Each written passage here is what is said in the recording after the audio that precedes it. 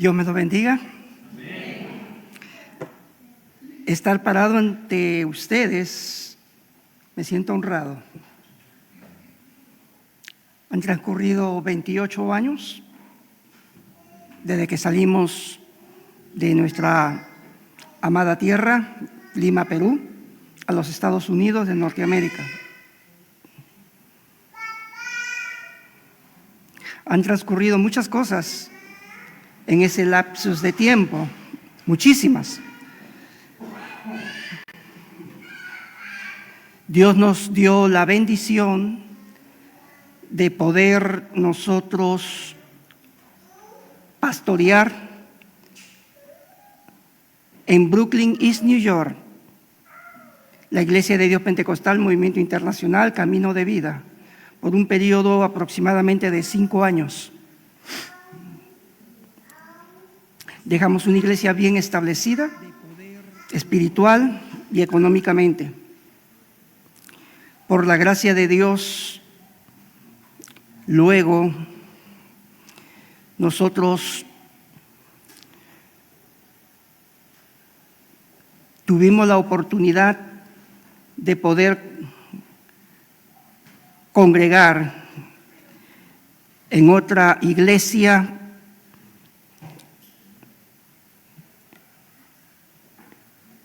donde para ese entonces tuvimos que tomar decisiones muy delicadas, como era la de movernos del estado de New York a Tampa, Florida, poco antes que fuesen derrumbadas las Torres Gemelas.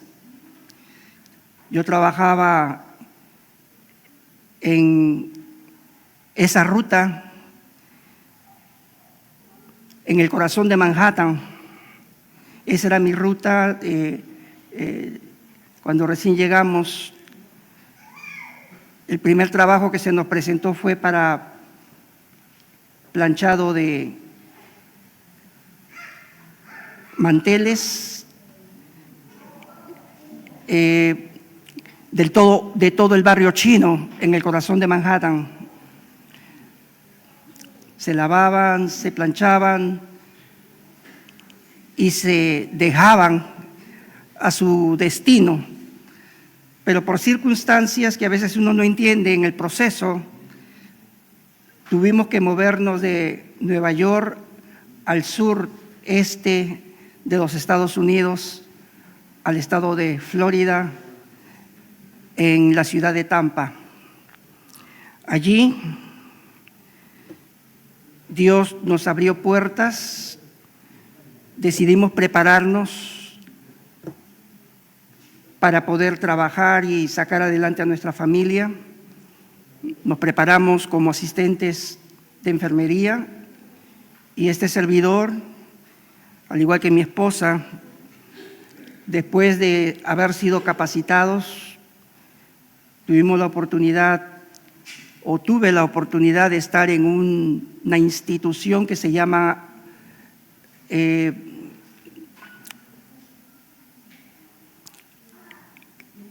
Living Assistant, es decir, es una institución que se atendía o se cuidaba a personas con problemas de Alzheimer. El Alzheimer es una enfermedad que tiene relación con el estado mental de la persona. Atender a ancianos de la tercera edad en su estado terminal para morir. Fue una experiencia muy tremenda. Allí pude darme cuenta de algo muy importante, y era que muchos de esos ancianitos que llegaban a estos lugares, gente, la mayoría de ellos profesionales, sus hijos no los visitaban. Había una pareja de ancianos, los dos con Alzheimer, en un mismo ambiente, en una habitación, que le visitaban sus familiares, gente profesional de alto recurso económico, y todos venían a ver a sus padres los nietos venían a ver a sus abuelos, etcétera. Pero era raro, era totalmente raro ver ello. La mayoría de ellos los abandonaban. Eso me hizo a mí valorar mucho la importancia de velar por nuestros padres, la importancia de cuidar de ellos, la importancia de tomar el consejo de la Escritura, que es la que quisiera brevemente, porque la que va a traer la exposición es mi amada esposa, Sonia. Nos exhorta, Pablo hablando a la iglesia de Éfeso, Pablo, apóstol de los gentiles, es decir, de los no judíos, aconseja a la iglesia de Éfeso dirigiéndose a los hijos primeramente y les dice: hijos, obedeced en el Señor a vuestros padres, porque esto es justo. Hay un mandamiento de parte de Dios para nosotros los hijos. La mayoría de nosotros ya somos padres también, e inclusive somos hasta abuelos, como este servidor. Tengo una nietecita de 5 años de edad. Y en el verso 2 del capítulo 6 de la epístola o carta del apóstol Pablo a la iglesia de Éfeso, se les dice a ellos: honra a tu padre y a tu madre, que es el primer mandamiento con promesa, para que te vaya bien y seas de larga vida en la tierra. Y vosotros, padres, no provoquéis a ira a vuestros hijos, sino criarlos en disciplina y amonestación del Señor. La vida cristiana es práctica. No podemos vivir en una burbuja. La vida cristiana es práctica. En la medida que usted se mete con Dios y entra en una relación personal con Él después del nuevo nacimiento, porque a partir de ese principio empieza todo. Para poder entender lo espiritual tenemos que nacer de nuevo. ¿Hasta aquí me están entendiendo? Ok.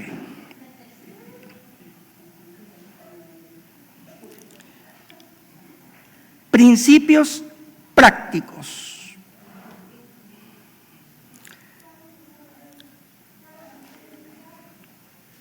Mis amados, antes de continuar, quiero que reciban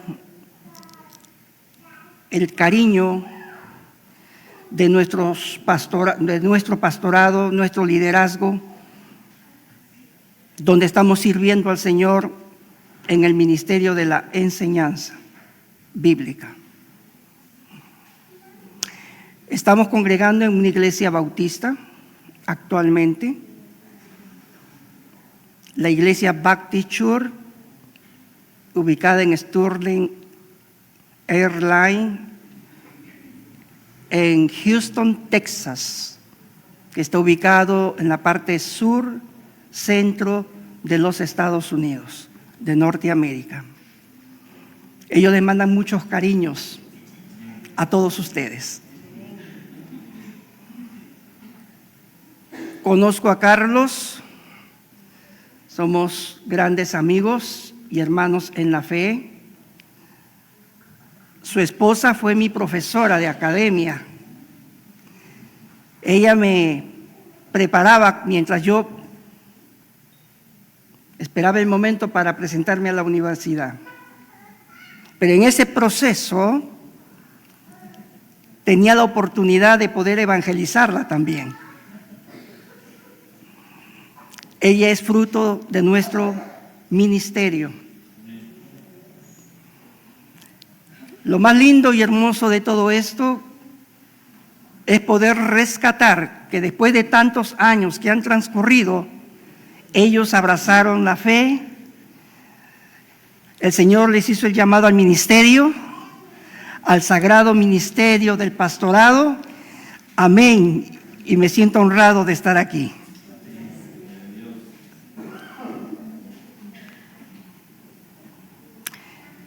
Yo fui como muchos de nuestros amados jóvenes que se encuentran en esta preciosa reunión, en esta noche.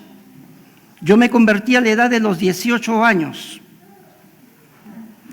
18 años que quizás lo que vaya a decir en estos breves minutos, muchos de ustedes todavía quizás ni entiendan lo que les voy a decir. Era el tiempo de estos artistas como Jimi Hendrix, ¿sí? Era ese tiempo de Rafael. Yo usaba Africa Look, usaba pantalones anchos, zapatos rojos encendidos y con unos tacones que daban envidia.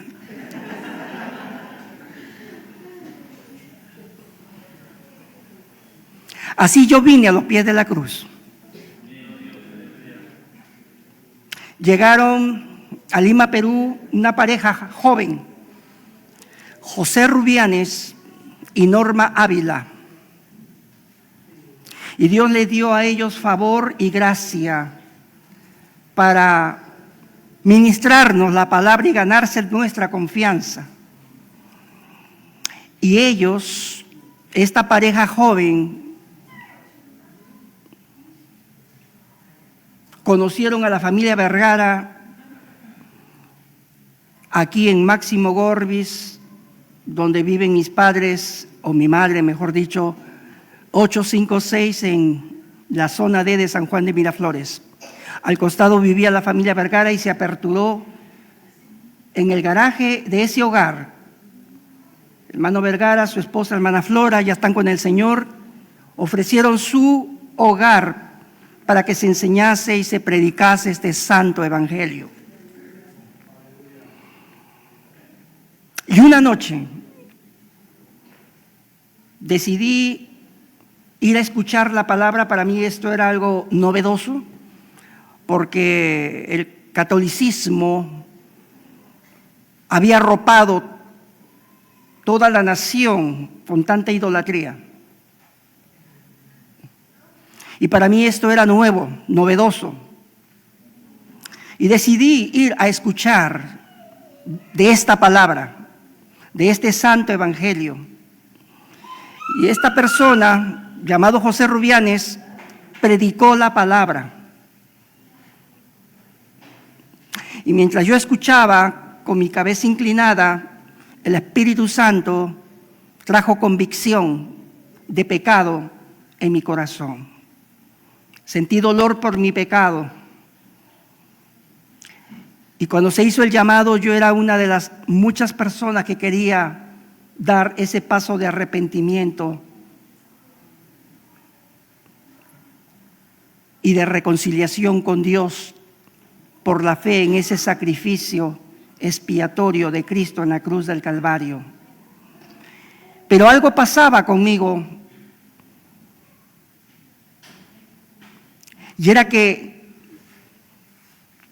algo superior a mí, que no entendía yo, me impedía levantarme y ponerme en pie. Nunca supe quién fue, pero alguien puso su brazo sobre mi hombro y me dijo: ¿quieres dar este paso de fe, de arrepentimiento? Le dije sí. Inmediatamente me levanté, pasé al frente, estaba llorando como un niño, totalmente quebrantado. Le pedí perdón a Dios y descansé en lo que ya Cristo hizo por mí en la cruz del Calvario.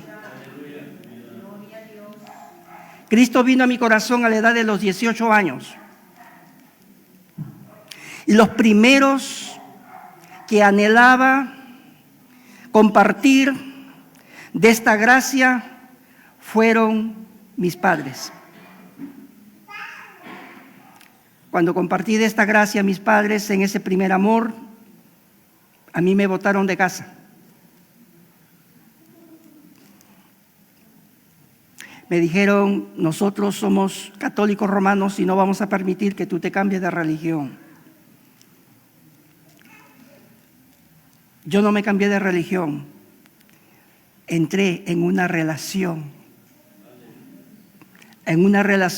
con el Dios vivo por la fe en nuestro Señor Jesucristo. Salí del cuarto de mis padres, yo no sabía orar, era un baby, espiritualmente hablando. Cerré mi puerta, todavía estaba soltero, me hinqué de rodillas, me humillé delante de la presencia del Señor y yo le dije en mi mente y mi corazón a Dios, me voy por causa de tu nombre. Dios habló a mi ser interior y me dijo, Juan,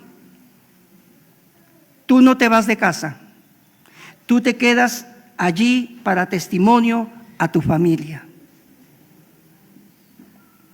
Dios ha sido fiel. Ese es uno de los atributos de Dios, su fidelidad. Dios permanece siempre fiel, aun cuando nosotros fuéramos infieles, Él es fiel.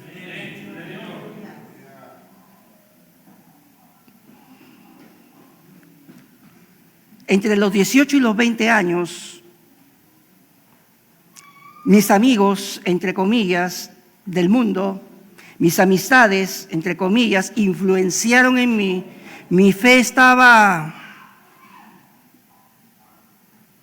tambaleante. No había firmeza en mis convicciones, porque la única firmeza que te puede traer a tus convicciones es conocer la palabra. Anhelo despertar en ti el amor por las santas escrituras.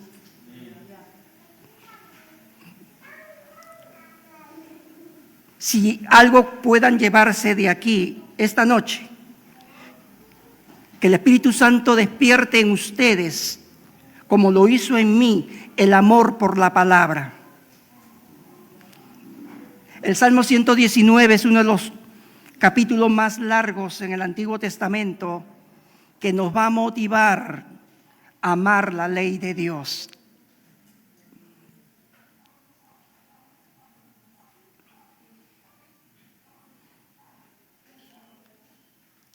Mis amados,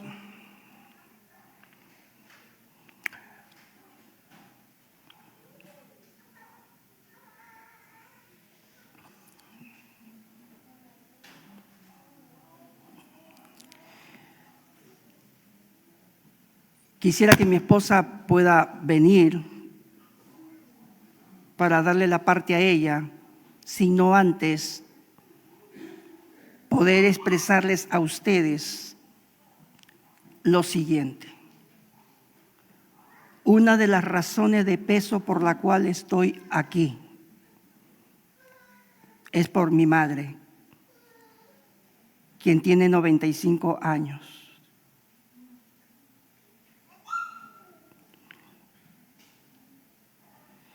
La última vez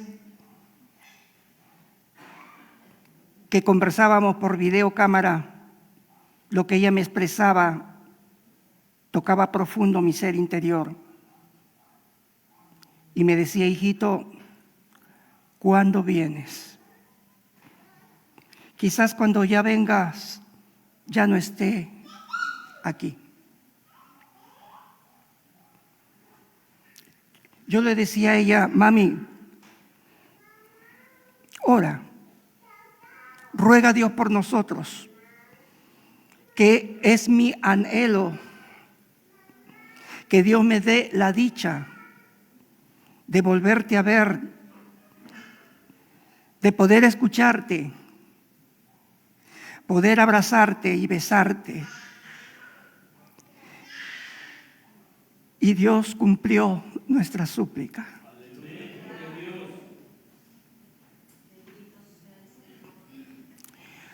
Honremos, hagamos felices a nuestros progenitores, que ellos hicieron todo lo que estaba a su alcance para sacarnos hacia adelante.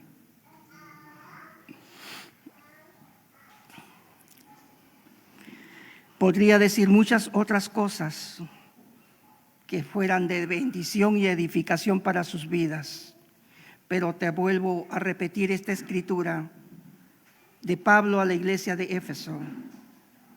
Hijos, obedeced en el Señor a vuestros padres, porque esto es justo.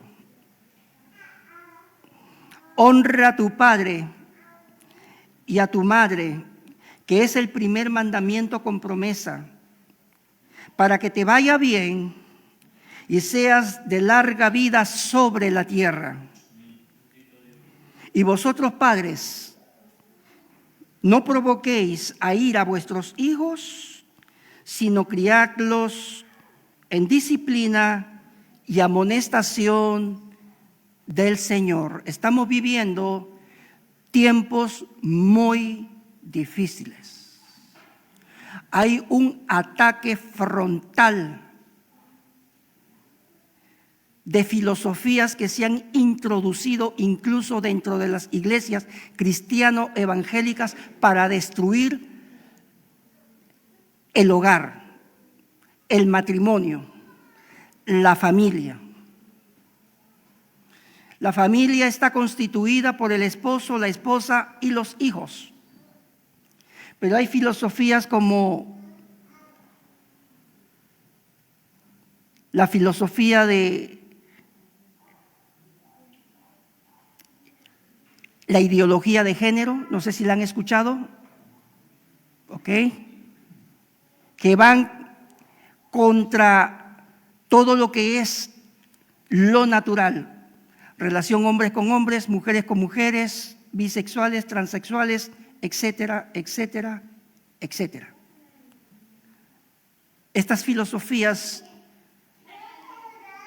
están buscando como objetivo destruir la célula de la familia, la célula de la sociedad que es la familia. Y tú y yo tenemos que estar conscientes de ello en las escuelas públicas. Estas corrientes filosóficas se han introducido y están avanzando. En los Estados Unidos de Norteamérica, en el estado de California, el actual gobernador de California ha aprobado leyes que amparan este tipo de ideología y está destruyendo las familias. A las criaturas se les enseña en las escuelas: lo que tú sientas ser, eso eres. Si es del sexo masculino, si te sientes mujer, eso es lo que tú eres. ¿Me están entendiendo lo que estoy diciendo? Nosotros como padres seamos responsables de velar de lo que nuestros hijos reciben en las escuelas públicas y aún en las escuelas privadas.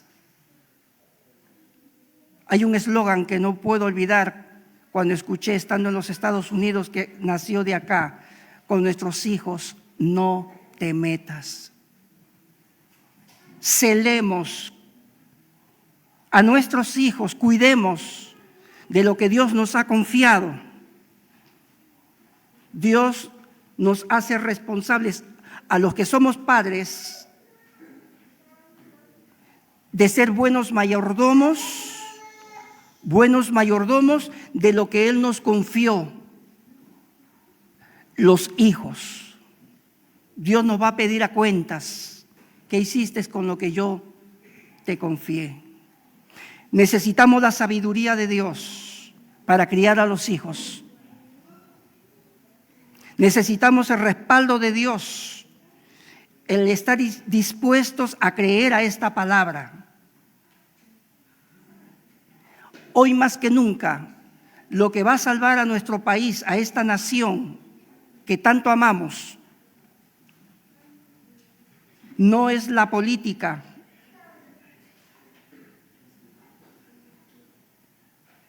no es la filosofía, no es la psicología, no son las ciencias humanas.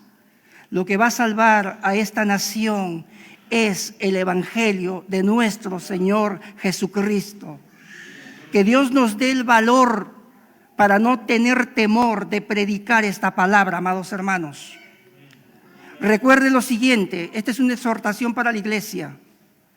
La Escritura es clara. La Escritura nos enseña que aquel que quiere vivir piadosamente padecerá persecución. Si al árbol verde lo persiguieron, si al árbol verde, esta analogía se está hablando de Cristo, lo mataron y fue crucificado, ¿qué no habría de suceder con aquellos que habrían de abrazar de esta gracia, de esta fe? Pero Dios ha prometido a sus hijos: he aquí, yo estaré con vosotros todos los días hasta el fin del mundo. ¿Cuánto lo creemos así? Amén.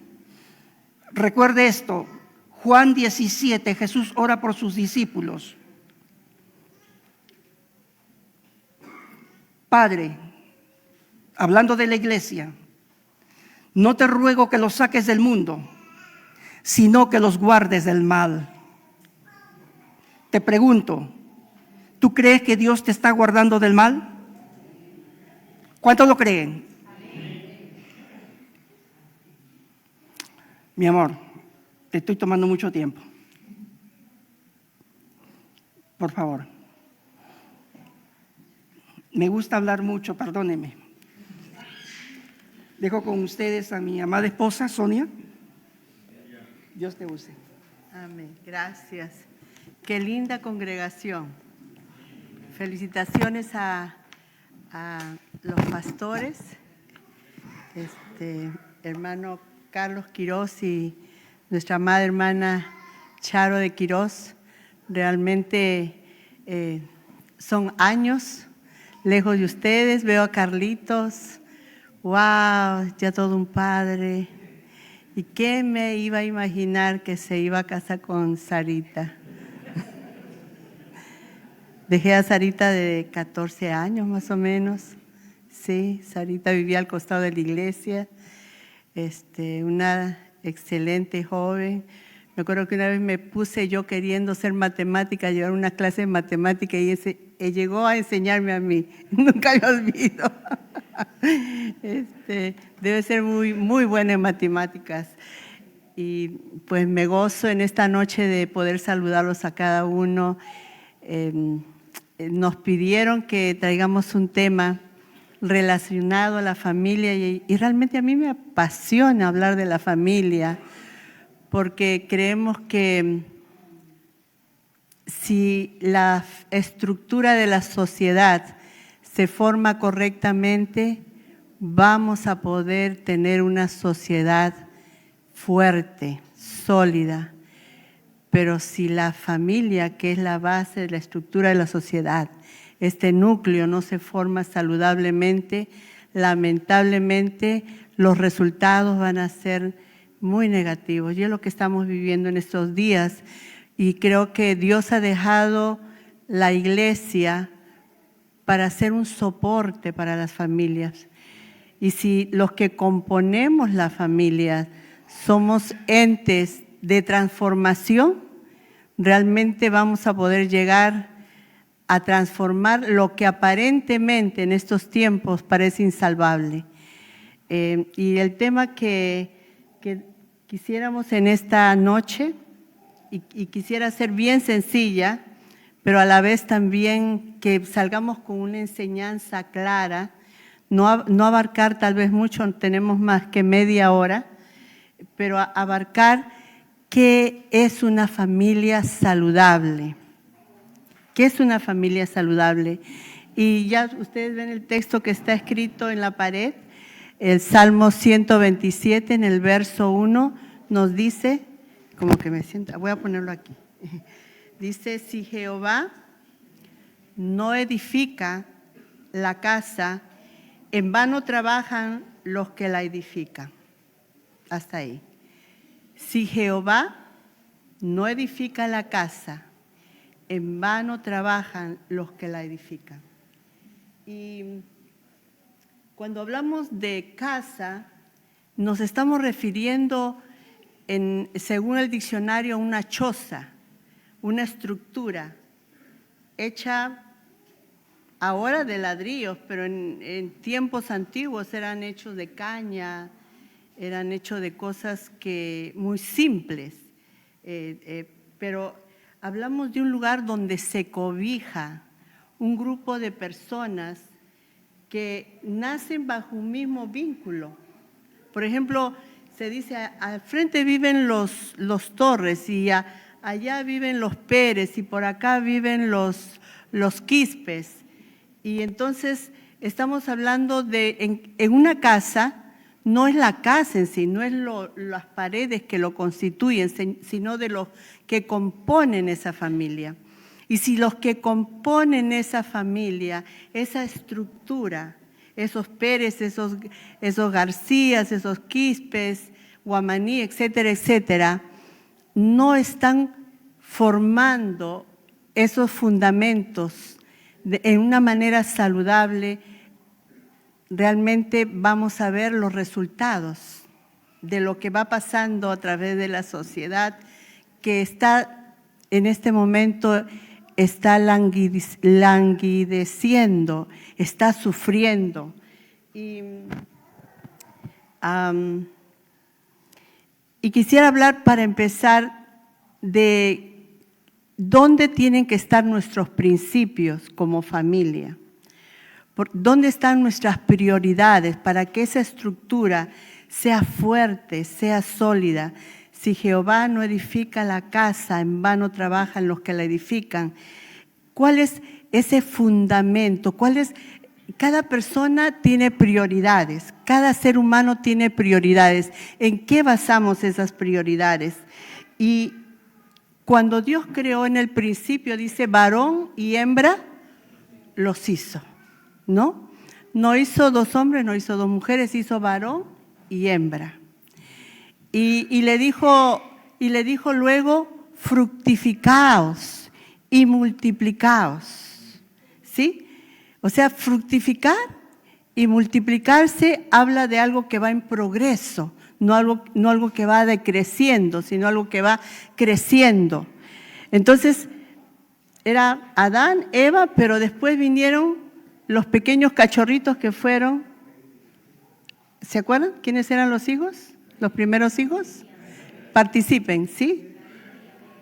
A Caín como mayor primogénito y luego vino Abel, ¿no?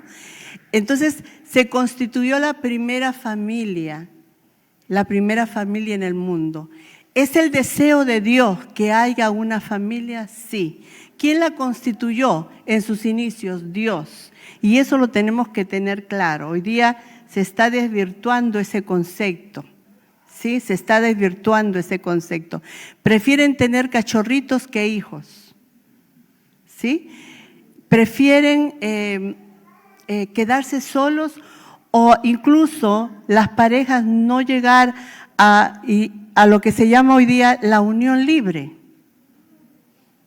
Voy a estar contigo, si se junta una pareja, hasta que funcione la relación. Cuando la relación ya deja de funcionar, nosotros pues hasta ahí llegamos, ¿no? No hubo ningún compromiso, no hubo ninguna relación, por lo tanto, tú por tu lado y yo por el mío. Eso es lo que se está en este momento viviendo en la juventud especialmente, de este milenios, de los milenios, ¿no? Pero eso fue el concepto inicial de Dios, no, de ninguna manera. Eso no fue el concepto de Dios. La idea de Dios fue que entremos en un compromiso. El primer matrimonio celebrado en el mundo fue en el huerto del Edén. Adán y Eva. El Señor dice que tomó de la costilla de Adán, lo hizo caer un profundo sueño y sacó de su costado la costilla y formó de ello una mujer. Y muchos dicen que no formó al hombre de la cabeza para que no se enseñorease de él, pero tampoco la formó de los pies, para que no la humillase, ¿no? Sino que la puso a su lado para que sea una ayuda idónea, una compañera fiel, una aportadora en beneficio de formar un hogar constituido, ¿no? Que pueda haber hijos saludables, con una mente saludable. Y eso fue en el inicio, eso fue lo que Dios estableció. Y cuando nosotros pensamos en formar un hogar, es bueno tener las prioridades claras, les decía. Para tener una familia saludable, tenemos que saber que primeramente en el capítulo 6 del libro de Mateo, en el verso 33, nos dice: mas buscad primeramente el reino de Dios y su justicia, y todo lo demás os será añadido.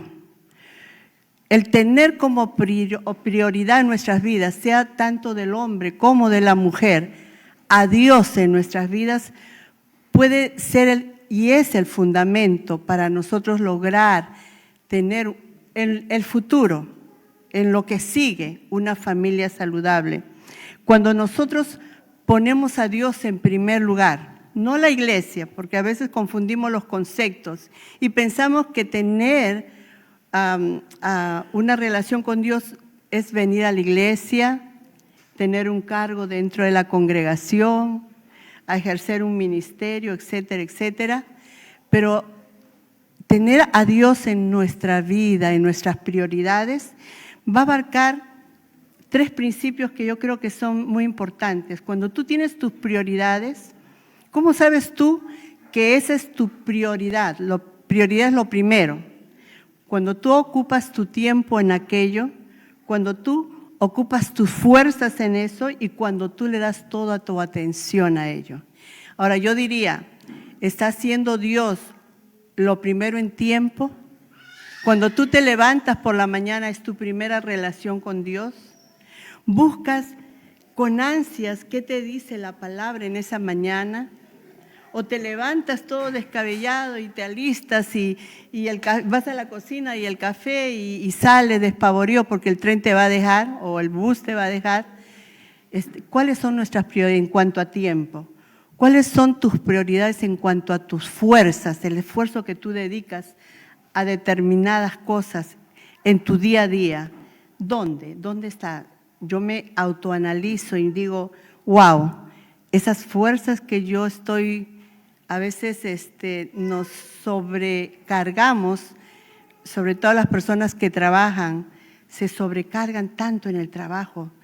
Trabajan 10, 12 horas, hasta algunos trabajan 14 horas, porque piensan que acumulando ese dinero, haciendo ese esfuerzo, van a poder lograr su meta y es muy necesario el trabajo. Pues dice la palabra que el que no trabaja no coma, pero no es esa donde tenemos que estar enfocados. Nuestras prioridades no pueden estar y nuestras fuerzas, que eso sea lo más importante para nosotros, sino que nuestra fuerza, nuestro esfuerzo tiene que ir abocado a Dios. Cuando le damos la atención, por ejemplo, muchos, voy a poner este ejemplo, leemos la palabra porque el pastor nos dijo el domingo, ¿sabe qué, hermanos? El que no lee la palabra no es un hijo responsable de Dios, no hay crecimiento espiritual, pero agarro mi Biblia, Señor, abro mi Biblia en el capítulo y digo, Señor, a ver, ¿qué me dices hoy día? Y Judas se mató, Señor, ¿eso es lo que tú me quieres decir? No, ¿cuál es tu prioridad? Buscas que cuando abras la palabra de Dios encuentres deleite en ello, deleite, que te guste, como cuando comes un flan, te deleitas comiendo eso delicioso. O sea, es tu deleite, es tu delicia, Dios, es tu prioridad, Dios. Si Dios es lo primero en tu vida, lo segundo que Dios nos pide en cuanto a prioridades es nuestra familia. No es la iglesia, no es un ministerio, es tu familia. Y a veces hemos invertido esos valores y probablemente podemos llegar a la casa de Dios, pero estoy descuidando lo más importante. Estoy formando hijos que me están viendo a mí en mi diario vivir, que yo estoy viviendo eso que yo digo, que creo, a eso que yo le doy mis fuerzas, a eso que le doy mi tiempo. Estoy yo formando una familia saludable, estoy dando mi prioridad a mis hijos. Y yo les cuento como un testimonio muy corto, porque fue una vivencia por un tiempo. Cuando nosotros llegamos al país donde estamos actualmente, hubo un tiempo que la presión por los pagos que teníamos que hacer y las cargas, trabajamos mucho, mi esposo y yo, trabajamos muchas horas. Escasamente llegábamos a dormir 4 horas y teníamos que volver a salir y veíamos a nuestros hijos que estaban adolescentes en ese tiempo y volvíamos y salíamos y nada más para indicarles tienes que hacer esto, aquello. Y eso fue por casi 5 años, hermanos. Pero Dios en su misericordia nos hizo recapacitar. No podemos darles cosas a ellos, pero no podemos descuidar. Si prioridades es tiempo, ¿qué tiempo estoy dando a mi familia? Si prioridades es fuerzas, ¿qué de mi energía? Claro, tengo que salir a trabajar, pero ¿qué de mi energía? ¿Vivo para trabajar o vivo por causa de que tengo que alimentar una familia? Tal vez no le pueda dar lo último de la tecnología, tal vez no le pueda dar lo último de la moda, de la ropa, pero el tiempo, el esfuerzo que yo tengo, esa calidad de saber que yo puedo estar para ellos y ellos cuando se sientan necesitados puedan venir conmigo, platicar conmigo. Atención, les damos la atención debida cuando están sobre todo los hijos teenagers que tienen tantas preguntas. Nosotros nos tomamos el tiempo para decirles, o si los vemos tristes que vienen de la escuela o confundidos porque recibieron una información incorrecta, porque están viendo cosas incoherentes en la escuela, en la calle, y usted como mamá, como papá, le está prestando atención, está tomándose el tiempo para conversar como esposos cuando llega la noche y salen a trabajar en el día, pero llegan en la noche, ustedes se están dando ese tiempo como parejas, están alimentando su relación de tal manera que no sea simplemente una monotonía de tener que llegar a casa, comer, ver un poco de televisión, acostarse y levantarse al siguiente día para hacer la misma rutina. ¿Cómo estamos desarrollándonos como familia?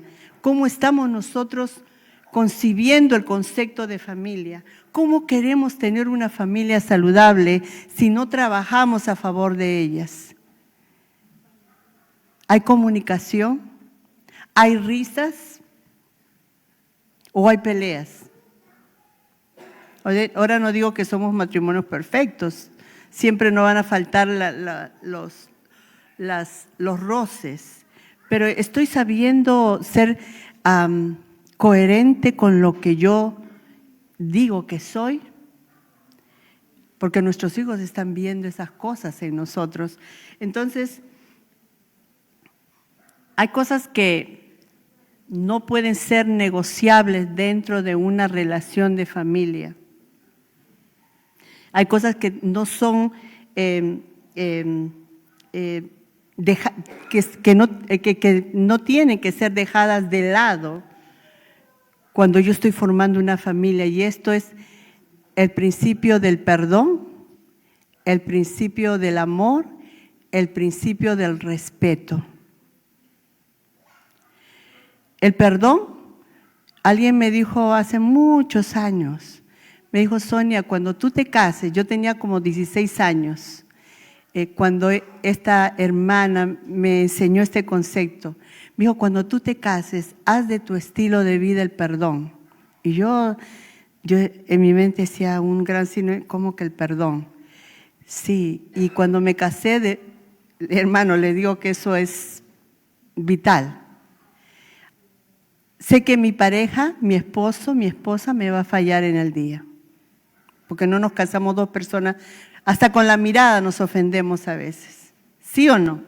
¿O soy yo la única? ¿Soy la única? ¿Sí?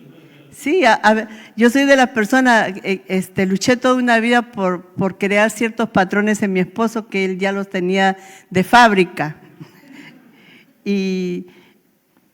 Pero no he podido cambiar.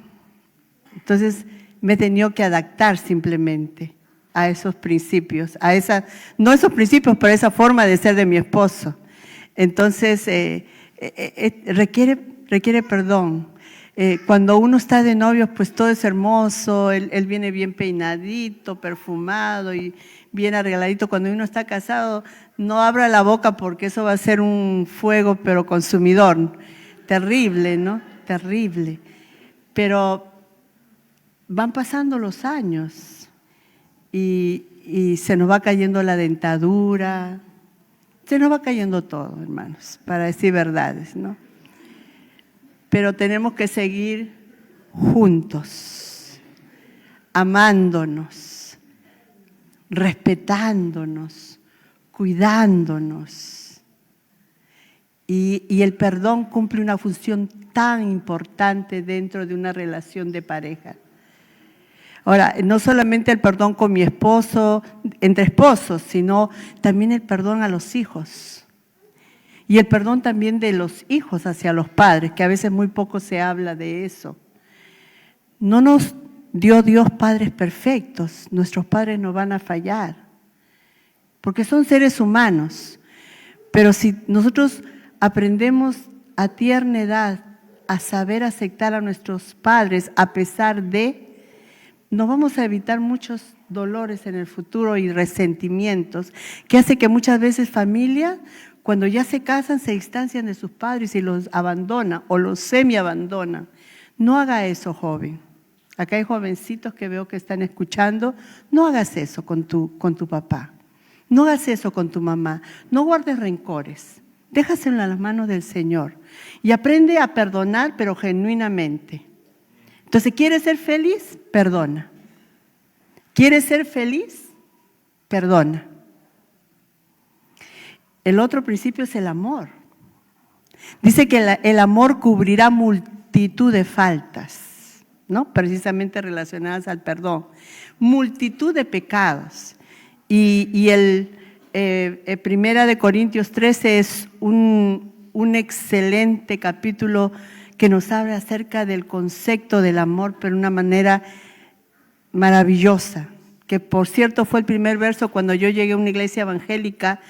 El hermano Edwin, que era el misionero, estaba predicando sobre ese capítulo 13 y para mí fue impactante cuando el hermano estaba leyendo ese verso y no sabía que, para empezar, nunca había abierto la Biblia y nunca pensé que dentro de la Biblia hubiese ideas tan hermosas sobre el amor, ¿no? Donde expresa que el amor es sufrido, que el amor es benigno, que el amor todo lo cree, que el amor todo lo soporta, que el amor nunca deja de ser. No tiene envidia, no se goza en la injusticia, mas se goza en la verdad. Todo lo cree, todo lo sufre, todo lo espera. Qué concepto más maravilloso del amor, ¿no? Ese fue el amor de Dios que fue derramado en nuestros corazones. Y si ese amor fue derramado en nuestros corazones, también nosotros tenemos que derramar de ese amor a los que están alrededor de nosotros. ¿Quiénes son? Los primeros son los de casa. No podemos dar amor al vecino del frente. No puedo darle amor al que esté en el África, pero si no comienzo dando amor a los de mi casa, si no comienzo dándole amor a mis hijos, a mi esposo, pues lo otro, ¿no? Y dice más, que el amor nunca, que las lenguas y toda la ciencia y todo el conocimiento va a acabar, pero el amor nunca acabará. Es otro principio fundamental si queremos tener familias saludables. Lo primero, la estructura, el fundamento, la base. Cuando ustedes construyeron este hermoso templo, ustedes pusieron una base sólida, piedras, concreto, piedras pequeñas, qué sé yo, una estructura tremenda para construir. Eso tiene que ser Dios en nuestras vidas. Lo segundo, tu familia. Hermano, preocúpate por tu familia. Preocupémonos por construir hijos sanos mentalmente, tiempo, fuerza. ¿Y lo otro era? ¿Se acuerdan? ¿Cuál era lo otro? Y la atención de vida, ¿no? Fuerza y la atención de vida.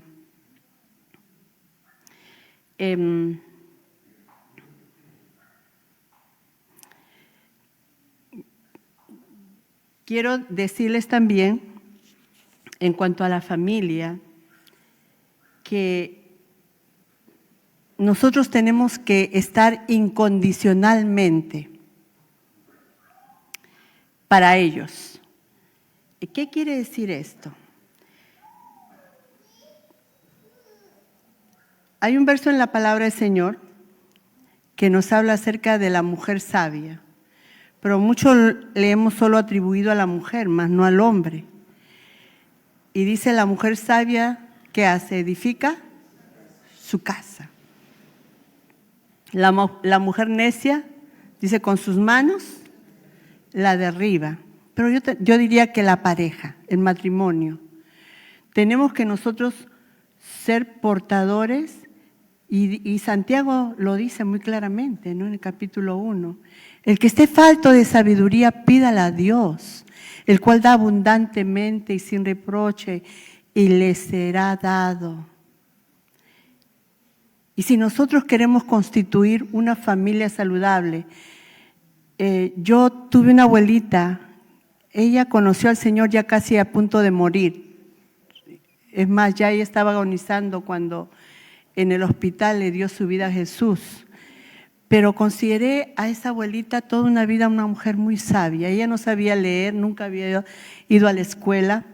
Por lo tanto, la sabiduría no tiene tanto que ver con el conocimiento, más bien tiene que ver con un estilo de vida que nosotros decidimos traer a la familia. Y una mujer, la sabiduría está muy ligada a la prudencia. Pero también la sabiduría está ligada al temor de Dios. El principio de la sabiduría, dice Proverbios, es el temor a Dios.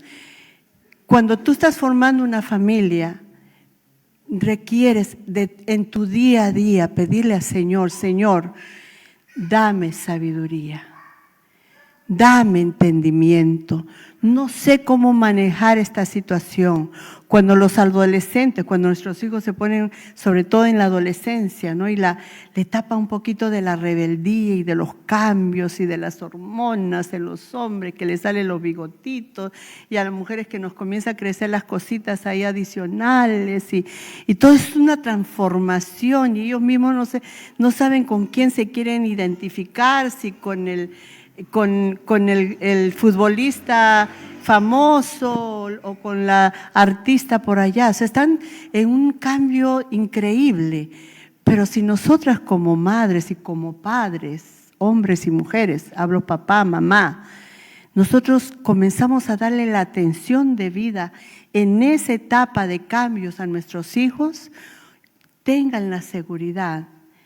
A veces nos tenemos que muchas veces callar y convertirnos, no por ser, alguien decía, no, es que no puedo ser la mejor amiga de mi hija, porque si soy la mejor amiga, entonces voy a ser madre. No.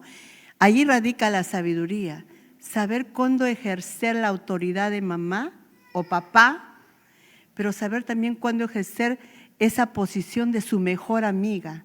Que mi hija no tenga que salir afuera a buscar en la amiga o en el amigo o en X persona o en una pandilla. Hoy día se estila mucho. Los chicos, ¿por qué están formando pandillas? Se hizo un estudio acerca de qué originó estas pandillas, que por cierto sus orígenes estuvieron por ahí, por California y Nueva York. No crean que eso comenzó aquí. Y hoy día aquí Perú está sufriendo las consecuencias de esas situaciones. Eran porque los padres llegaban al país, migrantes, trabajaban muchas horas, no controlaban a los chicos y los chicos en las escuelas se relacionaban y se identificaban como grupo, se identificaban como, se sentían ellos acoplados, pertenecientes a un grupo, pero no para hacer cosas buenas. Comenzaban haciendo cosas muy pequeñas, robando pequeñas cosas, pero comenzó a crecer eso. Sus orígenes en los 1940, 50, 60, donde emigró mucha gente a los Estados Unidos, comenzó a crecer esto de una manera muy grande, hermanos. Pero hoy en día es terrible. Centroamérica, ahora Sudamérica, Estados Unidos, las gangas, las pandillas es el pan de cada día. ¿Pero por qué? Porque los padres dejaron la responsabilidad de padres para dejar simplemente que los amigos eduquen a los amigos, pero los amigos más avesados y más vivos educaban a nuestros hijos de una manera muy, muy negativa. Y ahí empezó las drogas y todos esos patrones que se han ido dando a través de estas décadas, hermanos. Nosotros tenemos que volver a tomar el timón de nuestras familias y no podemos permitir que el gobierno tome control sobre nuestras familias. En los Estados Unidos, el gobierno, ya en 7 estados de Estados Unidos, el gobierno ha tomado el control absoluto de los hijos y no podemos permitir eso. Ya en Nueva York, antes de venir aquí, yo fui a visitar a mi papá. Hermanos, cuando ustedes van por los subterráneos, los túneles subterráneos y salen a la ciudad, el olor a droga es terrible. Yo creo que estamos viviendo los tiempos peores que Sodoma y Gomorra. La mendicidad en las calles está crecida exponencialmente, hermanos, terriblemente, terriblemente. Los hombres vistiendo de mujer y las mujeres vistiendo de hombre. Pero ¿por qué hemos llegado a ese nivel de degradación?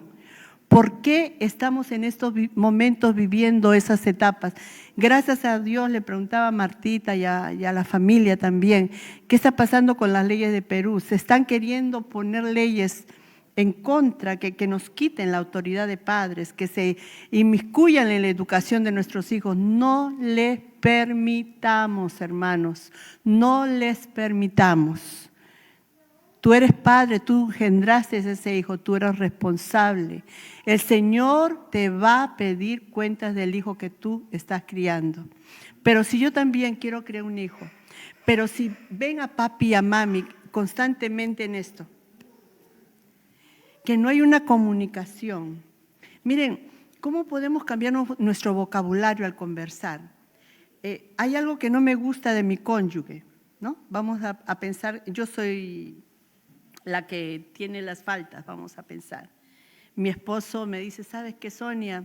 Eres bien cochina, no limpias la cocina después que… Y mira que las moscas o que etcétera, ¿no? Vamos a pensar, poner ese ejemplo. Si él me viene y me dice en un término áspero, pues mi reacción va a ser natural, porque soy un ser humano, ¿no? Y luego decía, sí, yo soy la cochina, pero tú eres esto y aquello, y le saco, hermano, de la A a la Z las cosas, ¿sí? Pero, qué diferente si me dice mi amor, ¿sabes qué? Estoy en la cocina y esta noche la limpié, estaba un poco sucia y vi unos animalitos caminando. Si quieres, mañana a la hora que vamos a limpiar, ¿qué tal si lo limpiamos juntos? Y dejamos, así como hablamos los peruanos, ¿no? Dejamos la cocina bien chiandita, ¿sí? Bien limpiecita, y yo te ayudo. ¿Qué te parece? ¿Cómo cambia un vocabulario y una acción bajo estos términos a lo otro? No eres una cochina, deja la cocina sucia y los animales se van allá y bla, bla, bla, ¿no? O otro ejemplo, ¿no? Mi esposo, no digo que es así, pero voy a poner el ejemplo. Él, una persona que se viene a trabajar, ¿no? Pero me deja todo un tiradero después que se baña y tira las medias por acá y las cosas por allá y de repente yo también estoy trabajando y le digo, ya me cansé de que tú me tengas las cosas tiradas por aquí, necesito que seas más ordenado y eres un desconsiderado y y entonces él está cansado y yo le estoy puyando. Entonces él me va a responder y se va a armar la guerra, ¿no? El conflicto, la pelea. Pero si yo tomo otros términos, en el momento dejo todo eso tirado, no lo cojo. Eso es, yo creo que de sabiduría, de prudencia, de sensatez. Y digo, mi amor, ¿sabes qué? Yo también estaba bien cansada, se quedó eso tirado ahí. Pero mira, te voy a poner ahí un canasto cuando tú sales del baño, por favor, pon todo eso ahí. No me gusta ver el desorden. Y yo cambio mi expresión, mi amor. Yo sé que tú siempre haces lo mejor por nosotros. O el hombre que sale a trabajar con mucho esfuerzo. Yo he visto, hermanos, en estos días que he estado saliendo, muchos hermanos que posiblemente debe haber dentro de la congregación que se las buscan, que van a vender sus dulcecitos en la calle, en la avenida. Hermanos, a veces no venden nada, hace mucho frío, hace mucha calor. Llegan a la casa y la mujer lo que les da es en vez de estimularlos, una sopita caliente, los trata mal. Vamos a cambiar mi amor, tú haces mucho por nuestra familia, das lo mejor.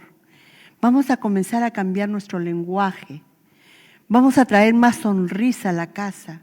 Que a la hora de comer sea un tiempo, ya me estoy yendo de la hora, que a la hora de comer, hermanos, no sea un lugar donde nos saquemos los trapitos sucios, que sea un tiempo donde usted elogie el uno al otro, mi amor, ¿cómo te fue? ¿Qué hiciste hoy día? Y él cuente sus frustraciones y yo tenga la capacidad de escuchar. Y mis hijos también, eso se llama empatía, ser empático con mi esposo, con mis hijos. Mis hijos vienen frustrados, que cuando lleguen a casa puedan ver que hay un lugar donde ellos puedan encontrar un refugio de paz. ¿Podemos hacer de nuestros hogares un refugio de paz? ¿Podemos hacerlo? ¿Qué dicen ustedes, hermano? Podemos hacer de nuestros hogares. Ya muchos dicen, no, pero ya mis hijos se fueron. Ya ellos volaron, ya están casados, tienen familia, tengo nietos, qué sé yo. Pero aún cuando tengas tus hijos casados, puedes hacer un arrocito con pollo, de repente cada cierto tiempo y decirles, ¿saben qué, hijos? ¿Qué tal si hoy día nos juntamos en la casa y compartimos este tiempo? Y de repente no hay mucha platita, aunque sea hacemos una limonadita, una comida sencilla. Pero saquemos tiempo para cultivar relaciones familiares saludables, con tiempos saludables, con calidad de tiempo, diría yo, saludables, con fuerza. Hay un esfuerzo que hacer, por supuesto que sí. Hay algo que invertir, por supuesto que sí. Pero eso se llama inversión, no se llama gastos. Todo lo que tú hagas por tu familia no es gasto. No lo veas como un Carlitos que estudió economía, ¿no? No es un déficit, un debe. Como antes cuando estudiamos no es un activo, no es un pasivo, no es un pasivo, es un activo. Eso es la familia. La familia no es un pasivo, no es un gasto innecesario. Es una inversión necesaria para construir familias saludables. Eso es todo lo que en esta noche quería compartir. Y aprendámonos ese verso, por favor. Si alguno tiene falta de sabiduría, pídale a Dios, el cual da a todos abundantemente y sin reproche, y les será dado. Dios les bendiga, mis amados hermanos, y una bendición compartir con ustedes.